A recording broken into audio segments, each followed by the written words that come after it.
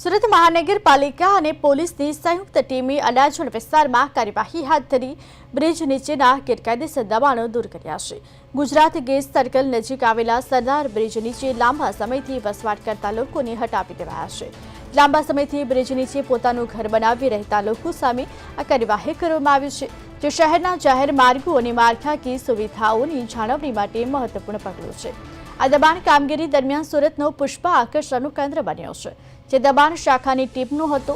દબાણ હટાવવાની કામગીરી ચાલી રહી હતી ત્યારે સૌની નજર સુરત મહાનગરપાલિકાના દબાણ ખાતાના ટેમ્પો પર ઉભેલા એક શખ્સ પર અટકી ગઈ।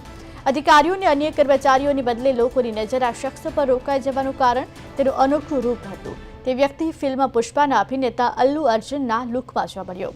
જે પણ દબાણની વસ્તુ હટાવવામાં આવી રહી હતી તેને ટેમ્પા પર ચડાવવાનું કામ આ સુરતના પુષ્પા દ્વારા કરવામાં આવી રહ્યું હતું।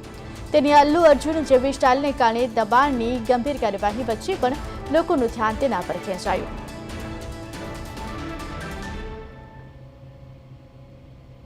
સુરત પોલીસ કમિશનર શ્રી અનુપમસિંહ ગેહલોત સાહેબના માર્ગદર્શનથી સુરત શહેરમાં વિવિધ બ્રિજ નીચે ગેરકાયદેસર દબાણ હોવાના કારણે ઝીરો દબાણની નીતિ અનુસાર સરદાર બ્રિજ નીચે અડાજણ વિસ્તારમાં ગુજરાત ગેસ સર્કલ પાસે પુલ નીચેના દબાણો દૂર કરવાની કાર્યવાહી કરવામાં આવેલી છે, જેમાં હાલમાં છૂટાછવાયા 5-6 જેટલા દબાણ હતા, જે સ્થાનિક રજૂઆતો પણ હતી અને ઘણા સમયથી આ દબાણ હોવાથી પોલીસ અને એસએમસી સાથે સંકલનમાં રહીને આ કાર્યવાહી કરવામાં આવેલી છે।